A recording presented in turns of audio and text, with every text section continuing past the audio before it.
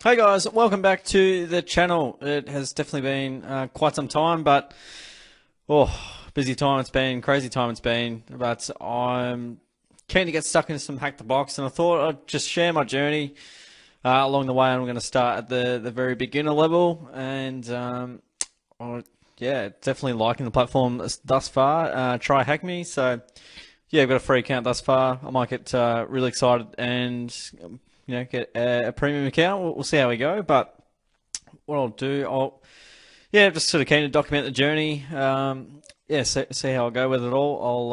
I'll do the first room. I'll try not look at the answers on the left hand side. I have done it, but pretty much first step, first cap up of the rank. We're doing web application security, and yeah, again, this stuff isn't going to be hugely complicated, but I dare say it's going to get more complicated as we go on. But yeah, we need to understand obviously how websites work to be able to exploit the vulnerabilities within them. And the first bit is obviously just to view a site, which I've done, and obviously just I should get my blur tool out, but the username of the Bookface account you'll be taking over, so it's a cheaper version of Facebook, no doubt about that. So we're testing for security vulnerabilities, and we're going to take over someone's account. Let's figure out who it is. We can see the user is Ben Spring. If we notice the URL, oops, I didn't want to go that far. It's got the username there. So if we copy this section here, that's clearly Ben's username, which is the correct answer. And then the next step obviously is we'll go with a password reset. And often the case, they'll have a username or an email. In this case, we have, oops, my bad. In this case, it is Ben Spring, which is confirmed to be the correct answer. All right, and a 4-digit code, common theme that they do that. And we don't have access to his email, so we're just gonna try with generating a code. So I can just try 001 as it mentions up the top there. You can try, there's obviously a lot of combinations with the 4 codes. And down below here we've got a bit of a breakdown of the web request. 3 types: get, post and delete, which is sort of like methodologies of accessing data. It's either going somewhere or you're retrieving it or removing it. We've got the type of browser. And we also have the host, which is obviously the name of the website, bookface.com. And this is sort of the metadata describing, what exactly is sort of being done.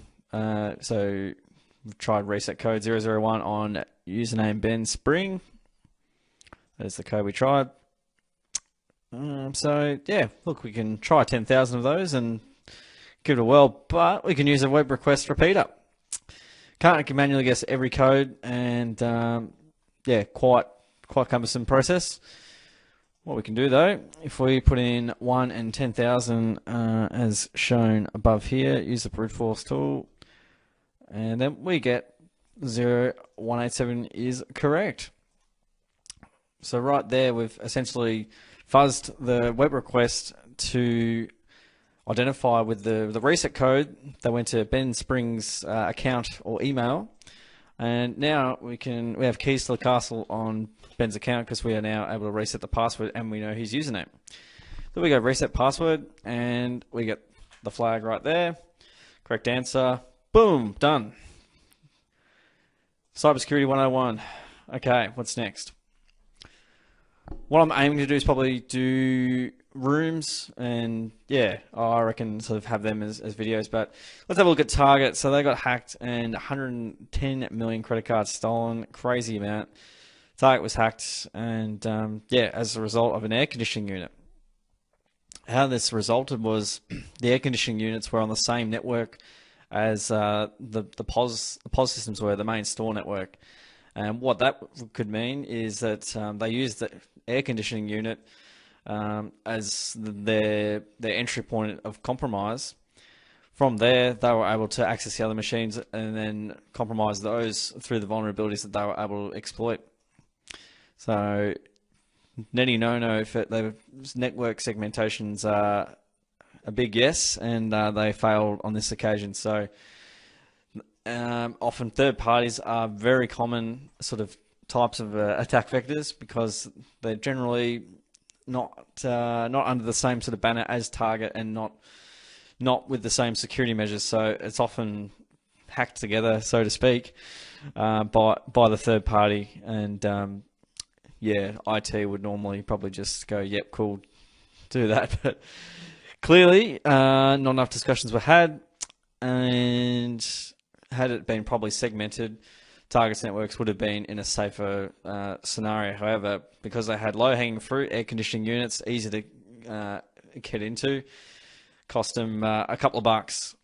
So the 5 or 10 minutes extra time to segment the network would have definitely paved its way for that 300 mil. And they had obviously great malware detection, but maybe it wasn't so great if they were able to make the traffic look legitimate and sort of bypass the antivirus technology. So yeah, we'll talk a little bit about just some of the basic fundamentals of pivoting through the network. Question for this one was, how much did the data breach cost target? We can clearly go back here, and 300 million was the correct answer for that one.